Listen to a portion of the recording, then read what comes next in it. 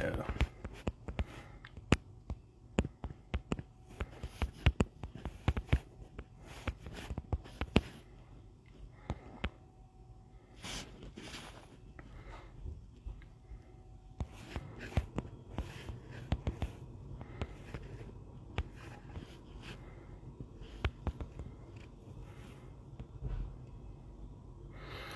Danny, what is up? We have not been on this in a minute.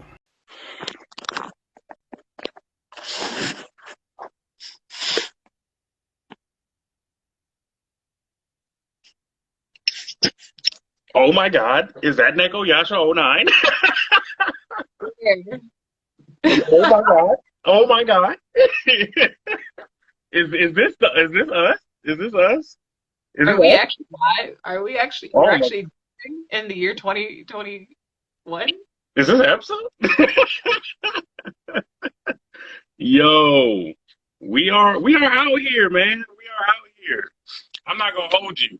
I couldn't let you go on land party by yourself. I wasn't gonna let you do it. I was like, no, nah, No, no, we no. need to, put out before them. You had to. Always gotta do everything before land party. No matter, like Yeah, always, out of always. spite, even if it's unofficial, official. I don't care about nobody else, but I can't let Greg and Luther get the jump on us on anything.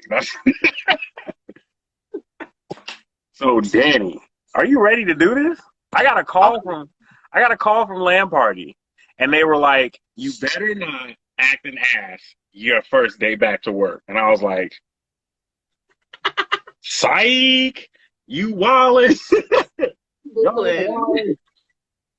So I'm gonna act a whole ass because As you should. because that's what I do. No, I saw the movie Friday with Ninja.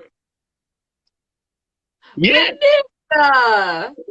I saw Friday with Ninja, and listen, I don't know what that was, but we gonna talk about what it was. We're gonna talk about what it was. We're gonna talk about it. So we're just gonna let people trickle in here if they decide to trickle in here. What's up, everybody? It's been a minute since y'all have seen us together. A whole minute, long minute. And we are going to, obviously, if you did not read the pin post, we will be talking about Spider-Man No Way Home. If you have not seen it, please leave. Please, Spoilers are abound. We really don't want to spoil this movie. you know I'm gonna So spoil the shot of this movie for you. So please leave. Like, please leave. we have it pinned. Oh, yeah, you did put spoilers. Okay, cool. Yeah. Hmm. But you cannot say we did not warn you that this was going to be about spoilers because I saw the movie Sunday with my best friend Dan. It was a good time. I am freezing. Don't mind me put on my old lady blanket. I'm cold. Listen, and I am going to sit here and authentically tear this movie apart piece by piece and That's fine. reconstruct it into the masterpiece that it may or may not have been. I know a couple people DM me like, "Oh wow, y'all are actually gonna go live?" Yeah, on Yeah, time. I had a few people. I had a few people. They're like, "Wait, you guys are going live?" I'm like, "Yeah, I know it's been a while. We've had very, very important life changes happen on all three." Life changes. That's a that's a big word. That's a big word out here in these streets. Life changes. And I know people are like, I know, like we're on time too. We're like 10 minutes. No, no, no. We're 10 minutes early. Hello, Don. I'm glad my buddy Don is here. We had a good meme exchange this week with Spider-Man memes. It's great. Man, yo, the memes. Hold on. Memes The are memes. fire, The especially memes. the Toby one because Toby. Yes. The Toby. memes were rampant, and I'm here for like. All right, so we're gonna give it like another. We'll give it another minute. I'll say we'll give it another minute, and then once we, huh? Yeah, we can give another minute. We can just talk about the memes while we The wait. memes. Listen, that movie was so memeable, it's ridiculous, and I absolutely loved it. I loved What every minute. I can't even honestly say part of that movie was literally a meme. Yes, yeah, I love how a lot of the scenes were memes, and I was like, oh, of the three actors, which is your favorite Spidey? So I really love Tobey Maguire. Like he's just a wholesome man, and he he's just a good man. He's my favorite Spidey. But you know what's crazy? You know, my opinion almost changed because, like, my opinion, like having all three of them on the screen, my opinion almost changed. Like Almost. it's one of those, like, I like Toby as a Peter Parker. Like Toby is a really good Peter Parker. Like kind of like how Andrew Garfield's a really good Spider-Man. Right. She said, spill the tea. Whereas Tom Holland, I feel like he's both a good Spider-Man and Peter Parker, if that makes sense. I like Tom Holland as okay, I don't mind Tom Holland as a Peter Parker. My thing about Tom Holland is he was Iron Man's Robin. So it's like, but we'll get to that. Cause we'll get to that. He was Iron Man's Robin forever, so I wasn't fucking with him until this movie. This movie, I knew Tom Holland could act because I've seen The Devil All the Time on Netflix. I knew he could act. I knew I knew Andrew Garfield could act. But like going into the movie, I was like Tobey Maguire all day. But like Andrew Garfield put on such a phenomenal performance for such a little bit of time that he had that it was just, I was like, damn, do I fuck with Andrew? Like, is this, do I fuck with the Amazing Spider-Man? Like, I had to like reconsider some shit. Like, I was like, oh no, maybe I'm riding the fence here for a second. I wasn't sure, but I think like I said, we'll talk about it. We'll talk about it. I think that now I'm feeling more Andrew as far as Spider-Man goes. As far as I'm feeling Andrew as far as Peter Parker goes more than anybody else. I think I respect that because because of his performance, but then I would need him back. right. Like give me the Spider-Man 3 we deserve from him. Yes, absolutely. Like I need the proper Spider-Man movie. Okay, so Majestic is in here. Yeah, I see everybody. Who's in here? Everybody coming back. They're like, wow, we heard the Blerd View actually is alive and well. Yeah, we're not dead yet. Uh, okay, so you ready to start this, Danny? Hang on. No, you good. You good. You good. So Okay, we good. I actually had to start this on time because I'm prepping Shabbat dinner for. I'm hosting Shabbat dinner for Christmas Eve. Spoiler alert: I'm Jewish, and a huge. It's a 5-course meal, so I have to cook. And you got babies. Okay, so if y'all are ready, we're ready. We're about to get this thing going, and if they miss it, they can just catch it on the post or wherever we post podcasts because I'm gonna make it an episode. So you ready, Danny? Yeah, let's go. All right, so what's up, everybody? It's your boy, Jonathan D'Angelo, aka JID. I got Neko Yasha09 with me, and you are tuned in to another Blerd View session. And today, tonight, tomorrow, sneaking out of your side chick's house, chilling at your baby mama's crib, while you shopping for your girlfriend's Christmas presents because you forgot because you was too busy laid up with her best friend. We are talking about Spider-Man No Way Home. No Way Home. That's what we're talking about. I could not let No Way Home slide. I let Shang-Chi slide. I couldn't let Spider-Man slide. I wasn't about to do it. No, we did like Shang-Chi slide. So, No Way Home has to be, as of right now, the biggest Marvel blockbuster in a while. In a while, but I think it did. I think it beat Infinity War in sales. Yeah, but I don't think it beat Endgame just yet. No, but I think, and I will dare to say, this is better than Endgame. That's not that hard. Endgame wasn't that good. Yeah, shots fired. Endgame wasn't that good. Endgame was trash. Y'all can catch the episode somewhere in the bio. We talked about this movie. Because, like I said before in that live, I've been kind of bored with Marvel movies between Winter Soldier and Black Panther. I've been bored, not as in I wasn't having a good time. It's just I was like, okay, these are nice, but y'all are playing it safe.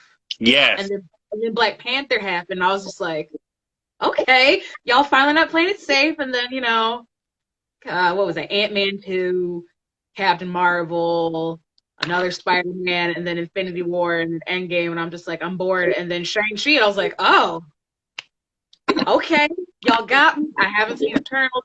And then Spider-Man, I'm like, finally, this is cinema. This is the Marvel cinema I've been waiting for. Yes, yes. The only risks that Marvel has taken thus far is social justice issues, like, oh, we're gonna anger racist white people. Ooh, like that. That Oh, yeah. If you have not seen Spider-Man No Way Home, just leave alive. We will be spoiling this movie. This movie is something you don't want spoiled. no. Please leave. I am not going to be held responsible if you got spoiled. We have spoilers everywhere on here. Yo, should I still be listening if I haven't seen the movie yet? Nah, fresh, get out, bro. You know better than to come into a Blerd View live asking if we're not gonna asking us not to spoil something. You might as well bounce. They seem to lean into that build up of Spider-Man. They okay. So I listen. I as a Spider Bro, you know what I'm saying, with my boy Damn Dad Bod, who is welcome to jump into this live if he wants to, because I know he wants to talk about this. I listen. No Way Home. So let's talk about expectations versus reality real quick. So we knew, but we didn't know who all was going to be in this movie, right? There was rumors, there was speculation, there were interviews, there were denials, there were admittances, there was this, there was that. We didn't know. We thought toward the end of it all, we thought that we were going to get Miles Morales, we were going to get half the cast of Lord of the Rings. We might have got some Disney princesses. We didn't know what the fuck was going on. It was going to be Cinderella and Tom Holland and Andrew Garfield and Snow White, and like we didn't know. And you know what I'm saying? When it comes down to it, we ended up getting exactly what we needed, right? We got a reset for Tom Holland Spider-Man. We got a redemption arc for the other two Spider-Men, and we got a reset for the Spider Universe, so that Sony can now build and recreate and build upon their Spider-Man multiverse. More to that in a second. So, okay, so the movie. So let's just go through the movie in its entirety. So it starts off they leave off directly after Spider-Man Far From Home, which was trash. And Yeah. everybody knows Spider-Man. Everybody knows that Peter Parker is Spider-Man, and the social scrutiny and speculation that comes with that. And it's ironic because Spider-Man was Iron Man's ward, so to speak, right? Iron Man came out, he was like, I'm Iron Man, and it was like, whatever. But Peter Parker came out as Spider-Man, and it's like, oh my God, right?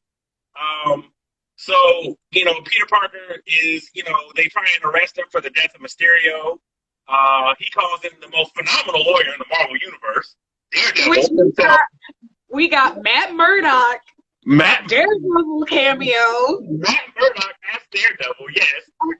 And it's the Netflix Matt Murdock. So now they finally leaned in the canon of the Netflix shows are finally canon to the MCU movies. Yes.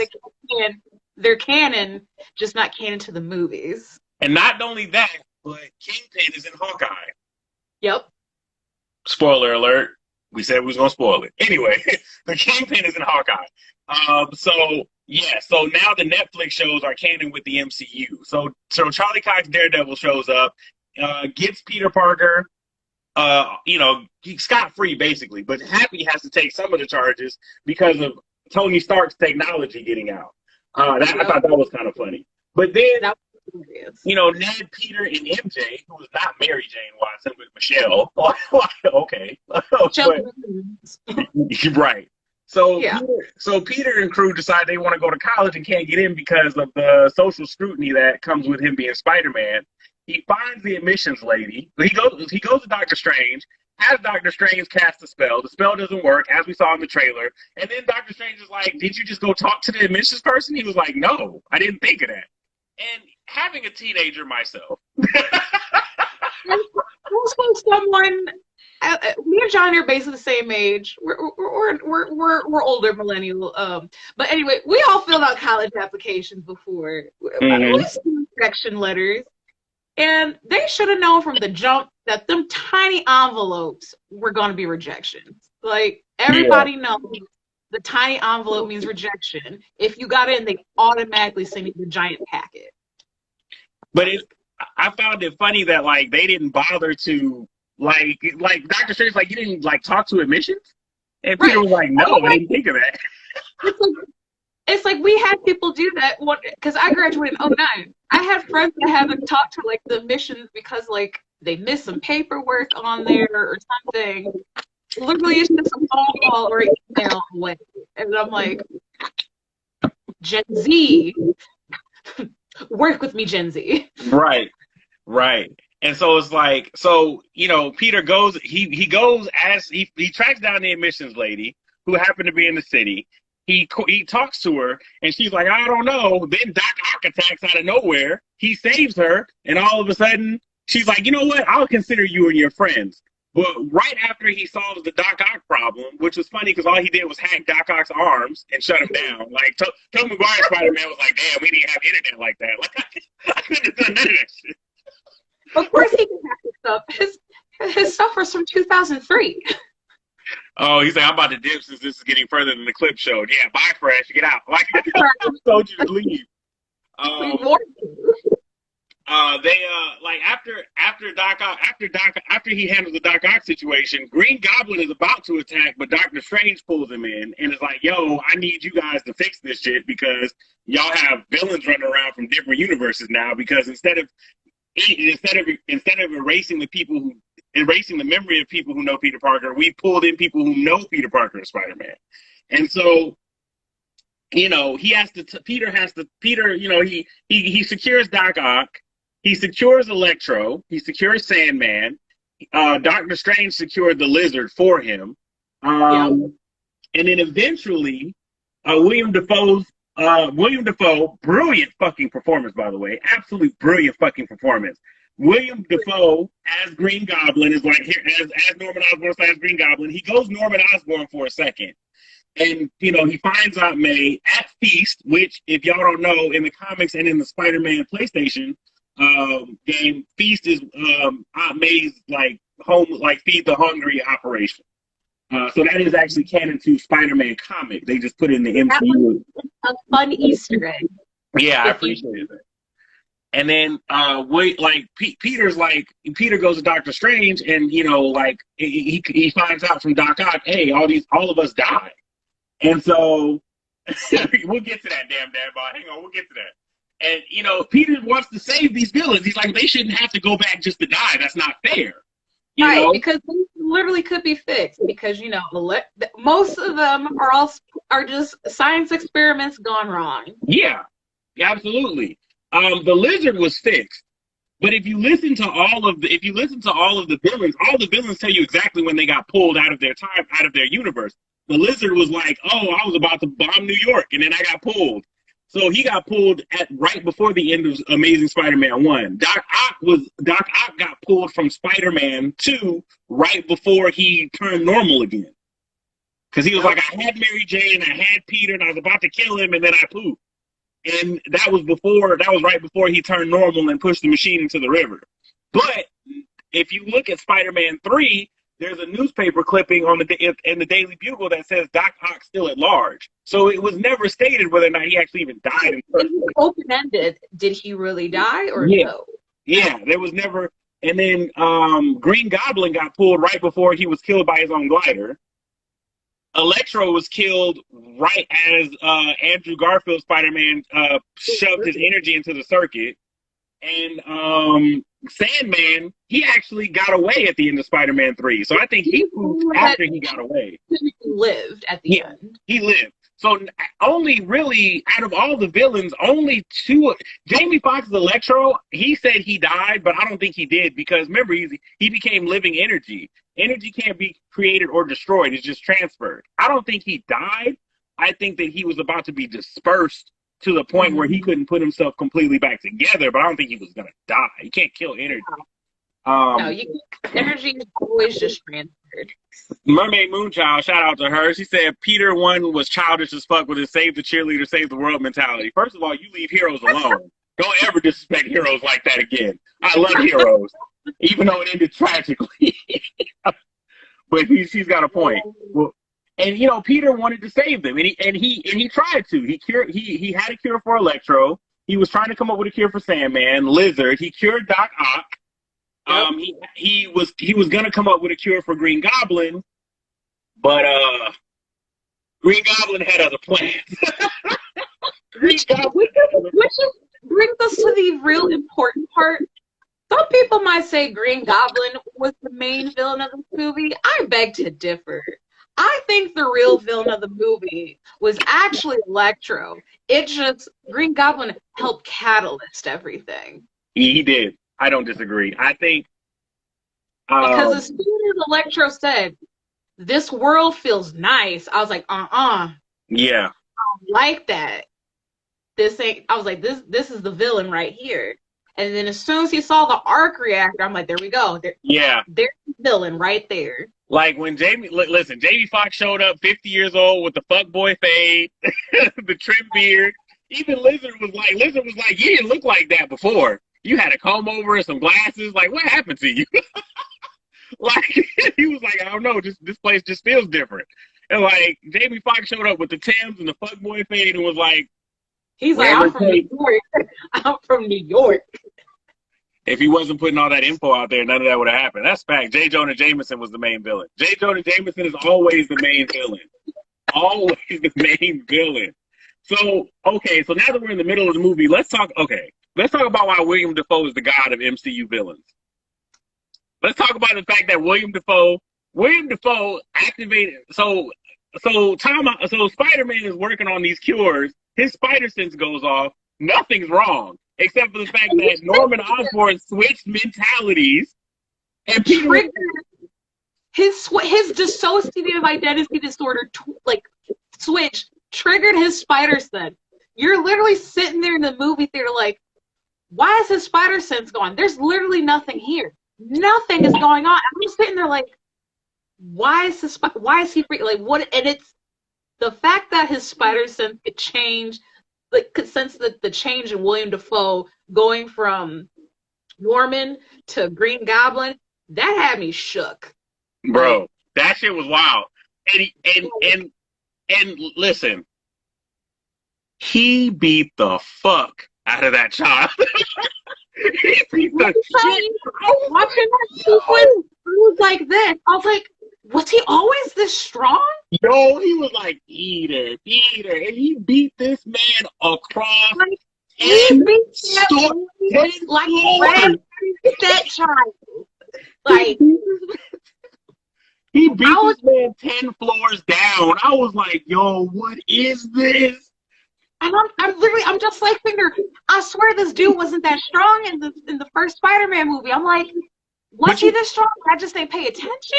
You got to remember, William Dafoe did all his stunts too. So William Dafoe in real time DDT'd a stunt double through a set stage. Like he literally picked Spider-Man up and said, I was like, yo, like through a floor. Like, when was he that strong?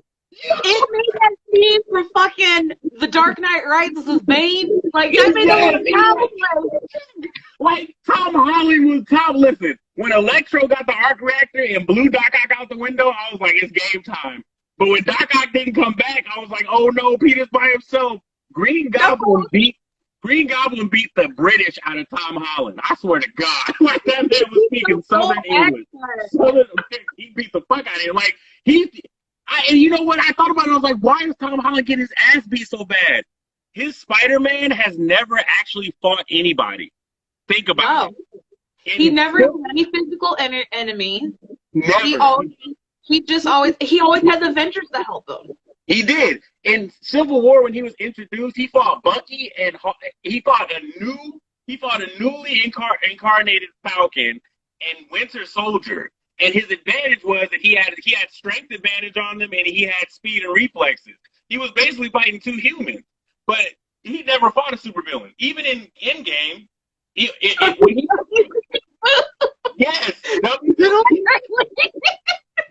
you gotta damn about he never fought a real nigga. That's facts. In Homecoming, he didn't actually beat Vulture. Vulture beat the fuck out of him. He only was able to web his flying device and crash him into the beach, and that's how he beat Vulture. He never actually fought Mysterio hand to hand. He fought the drones protecting Mysterio, and Mysterio killed himself on accident. He's never fought any Thanos. He never fought Thanos. He was too busy trying to save the Guardians of the Galaxy. And Iron Man fought Thanos. Spider-Man has never fought anybody, so he didn't know what. He was like, oh shit, what do I do? Like, I'm pretty sure he never had like a combat training session with Cap or anyone. Like, Girls' Land Party was like he has strength advantage on Goblin. No, because he's never fought any. He might have the strength advantage like overall, but he's never fought anybody to know how to fight. Period. Like, you can have all the strength in the world, but if you don't have the fighting technique, strength isn't a thing. Green Goblin beat the fuck out of him. He beat the shit. He beat him from the 10th floor all the way down to the lobby. I was like, bro, and then Aunt May, bro. And then poor May. He was like, you know, you got some weakness in you, and I don't like that shit. Let me eradicate that shit. And Aunt May took the L. I never said you were wrong, Greg. I just said that because he doesn't know how to fight, he's still gonna get his ass beat, strength or not. Like, but no, yeah. Aunt May, I thought she was straight, man. Aunt May got up. She was like, all right, let's go. And then she was like, hold on, wait, I gotta catch my breath. I said, oh no. Like, Uncle Ben said that. Oh no. Oh no. As soon as she took the serum to heal him, I was like, she done for it. Like, that's a wrap. That's a wrap. It was done. I was like, oh no. Oh no. Like, I wasn't, you know what? I'm not gonna hold you. Listen, I played Insomniac Spider-Man.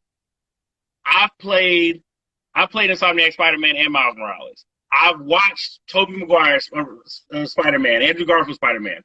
I've read the Gwen Stacy arc in the comic, but I was not expecting them to kill Aunt May. I really wasn't. I was like, maybe they'll kill Happy because there's no Iron Man, so there's no point in that. No, this movie, they were going to kill someone important, and I knew it was going to be someone who was a key pivotal like person to Peter, and I was like, it's either going to be Ed, MJ, or Aunt May. Yeah. But I was like, they weren't going to do MJ because they already killed Gwen, and they're not going to be stereotypical and do another dead girlfriend. And since they never technically introduced Uncle Ben. Yeah, but I thought maybe Uncle Ben, you know, like we've seen that before, right? So what was the point of bringing up Uncle Ben? Big ups to Insomniac for being the only video game company doing shit right. Big facts. Big facts. Since Rocksteady's Arkham, big facts. Like, they did the Uncle Ben to Aunt May. Yeah, that was crazy. Like, we'll get to that in a second, damn dad. But yeah, no, I didn't expect them to. I really didn't expect. I thought maybe Aunt May was gonna get injured. I didn't expect her to just be OD. Like, I was like, oh my. Like, I was like, no. As soon as she said with great power line, I was like, okay. Yeah, that's what I knew she was dead. That's when I knew she was dead. It was a wrap. That shit was wild. I was like, yo. And, you know, at that moment, that's when the movie became a real Spider-Man movie. That's when it became Spider-Man. When Green Goblin beat his ass and was like, I killed your aunt. Now you get to figure out who you really are and dipped on his ass. I was like, this is Spider-Man. It's like when Aunt May died in Insomniac Spider-Man, or when Miles' dad died in Insomniac Spider-Man. Like that. Okay, this is Spider-Man now. We're not. This isn't a more Marvel movie. The role of Spider-Man, a family relative that's really close to him, or someone he's in a relationship with, one of them has to die to make him become Spider-Man. That is just superhero logic 101. And you know what? And the thing is too, like the catch-22 is like it hasn't been Spider-Man. It really hasn't. Like when Tony Stark died, I was like, I hope Tony Stark isn't like the Uncle Ben, like because like it was kind of weak. Like, you know, like Tony Stark did some G shit. I'm not gonna hold you, but like that wasn't enough to make Peter Parker a justifiable Spider-Man. So I was hoping that they wouldn't just leave it on Iron Man, but I was like, who else could it be? And Happy was that guy for the longest time. So I was like, maybe they kill Happy. You know what I mean? But it's just Happy. Man, that's wow. This is where the movie finally pulled itself into the Spider-Verse. Yeah, because good old Ned stole one of Doctor Strange's rings in their little tussle earlier. Yeah. And he was already talking about how he had magic hands. And he's like, I wish Peter was here and did a little thing, and the little sorcerer blip happened, and the MJ's like, do it again. And he's like, I wish Peter Parker was here. And that's where me and my friend were like, okay, who do you think this cameo is going to be? Toby or Andrew? And he's like, Andrew. I'm like, nah, it's got to be Toby. But it was our boy Andrew Garfield coming out. And I screamed so loud. I screamed so loud. I think I did cry. I'm not sure. I think I did cry. When finally showed up, I cried then. I just screamed when Toby showed up. When Toby showed up, I lost me and Ninja were sitting next to me and Ninja Senpai were sitting right next to each other. And he's 6 feet tall. And that's like sitting down. So standing up, he's like 1,000 feet tall. We have jumped out the seat, and the people next to us, like there was this big lady sitting next to me, not to body shame, but she was big, and I think I knocked her out of her chair. Like that shit was wild. Like, see, and I was scared because when Andrew Garfield showed up, I was like, yo! But I thought they were gonna be like, Andrew was the one. I was like, okay, Andrew. But I thought he was gonna just show up in the circle, and then they're like, "Oh, that's not Peter," and then close it, and I'd be like, "Oh," like that's what I thought was gonna happen. But when he walked through, that's our cameo. I was like, "Oh, that's gonna be our cameo." Like, no, he straight up came out, and I was like, "Oh, they doing this? Yeah, they really doing this." And when Tobey Maguire showed up, he turned around, he just walked through, and I was like, "Now this is a Spider-Man movie." I was like, that seeing him come through and be like, "Hey, everyone," I was just like bawling, bawling because I just really enjoy Tobey Maguire as an actor because he has a good range and knows when to be a hard character and knows how to be soft, and he brings such a good like softness to his version of Peter that I was just like, "There's my soft boy, there's my boy."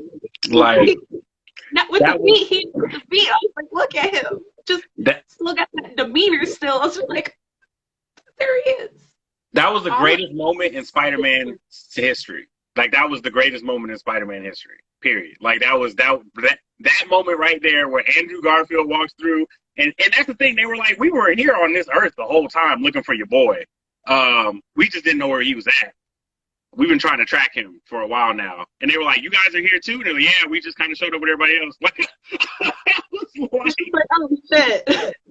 Like that shit, listen, like that, I will never get that moment back. I won't. I will never get that. I hate that. That amount of happiness and like nostalgia and comfort and safety I felt like I cannot have that feeling ever again. And it makes me so sad because that was just a genuine happy moment in my life. That was what I needed coming out of 2020. that was what I needed that. Like when that was up there with the same, seeing all three Spider-Men on one screen was about the same as when seeing the birth of your twin. There's that, but that's not the same though. You know what I'm saying? Like that's not the same. My twins being born, that was of course, but like we're talking about like nostalgic cinema, right? That was like I'm picking on you. I know. Seeing all three Spider-Man on the same screen was like when Steve came back from Blue's Clues and was like, "Hey, how y'all doing?" And teamed up with Joe and the new guy. Yeah, and that's what that was. That was that, and then the video of Steve saying, "Hey, I know it's been hard," and I'm just like, yeah, like between Steve and Spider-Man, I needed that. I needed that coming out of 2020. Two crossovers. We got the Blue's Clues Ultimate crossover this year, and we got the Ultimate Spider-Man crossover this year. Yes. And damn, I was like, the fact that they said these two actors would never reprise their roles. See, man, for money? Are you dumb?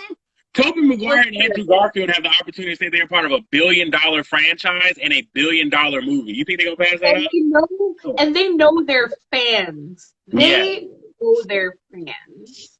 So all three Spider-Men come together. And Andrew, this is what kind of took beef from And this is Toby where the into movie Andrew. started to become a meme. Yeah, because they were like, because Peter stood up because they came out of nowhere. And Peter stood up and was like, you. They were like, you. Not to know. The fact that they all kept mimicking each other, I was just like, this is it. This is what I'm doing. Not to mention that earlier in the movie, when Tom Holland said that he could fix the villains, William Dafoe said, "Oh yeah, I can help you. I'm something of a scientist myself." I was like, "Bro, dead ass." Like, But, like all three of them together with the meme. They're like, it was like, oh yeah, I can make my own webs. Like, wait, you can make your own webs? yeah. He's like, that was a meme. That was a meme. But let's talk about, okay. So Andrew Garfield redeemed himself completely from Amazing Spider-Man. When they were on the roof, when they were on Holland's roof talking about Aunt May, right? And it, Tobey Maguire was like, Uncle Ben was my guy, and Aunt May is your guy, Uncle Ben was my guy, and then Andrew was like, well, for me it was Gwen Stacy. And that moment when he talked about Gwen, like I didn't know Andrew. I knew Andrew Garfield was a good actor, but that level of range in that moment that he had over all of them, he was like, I'll never forgive myself for not being able to save Gwen. He was like, and I tried to get over it. I tried to move on, but eventually I stopped pulling my punches. And I really don't like it. Tears in his eyes coming down his face. He was actually crying. Not the fake tears that they put in your eyelid. No. If you know you're an actor, you can cry. Yeah.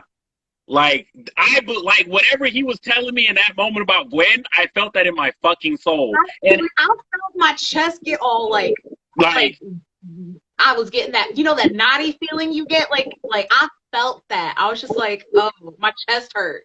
Like he really needs to be able to no amount of people he saved after Amazing Spider-Man 2 helped him redeem himself from Gwen Stacy. Like and you saw that, and like the way he portrayed that, I was like, I might fuck with him a little bit more than Toby at this point. Because as a child, I was fucking with Toby because we were both coming of age. But like seeing Andrew Garfield, like, I can't ever undo this, and I don't know if I can forgive myself. As an adult, you kind of like going through shit as an adult. You're like, ooh, I feel it. I understand it. So, like, but then, I like the fact that they were able to come together, Peter 1, Peter 2, and Peter 3,